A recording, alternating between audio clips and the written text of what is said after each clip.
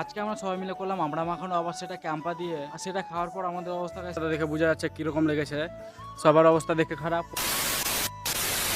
তো hey guys, আসসালামু আলাইকুম। আজকে সকালে ভালো আছেন? আমি অনেকটা ভালো আছি তোমাদের দোয়া এন্ড ভালোবাসায়। তো বন্ধুরা, কালকে রাতে আমরা গিয়েছিলাম চিনতলা হাট, আর সেখান থেকে আমরা নিয়ে এসেছিলাম বিলাতি আমরা, আর সেগুলোকে নিয়ে দুপুর 12টা বাজতে না বাজতে আমি চলে আসলাম আমাদের আড্ডায়। আর এসে কিন্তু আমার প্রসেসটা আমরা স্টার্ট করলাম। এসে কিন্তু ফার্স্টে আমরাগুলো সুন্দরভাবে ধুয়ে ধোয়া হয়ে গেলে, শোকাগুলো সুন্দরভাবে ছাড়ানো হয়ে যায়। আর এদিকে কিন্তু গাছ থেকে নিয়ে চলে এসে কিছু কাঁচা লঙ্কা, তার সঙ্গে আবার সরিষা বাটা, তার সঙ্গে যত মশলা লাগে সবকিছু কিন্তু এখানে রেডি রয়েছে অলরেডি। তো বন্ধুরা, এর আগে যে প্যারা মাখা ব্লগটা দিয়েছিলাম, ওটা তোমরা এত পরিমাণে ভালোবাসা দিয়েছো, তো ভাবলাম আজকে থেকে জাস্ট শুধু মাখারই ব্লগ আসবে।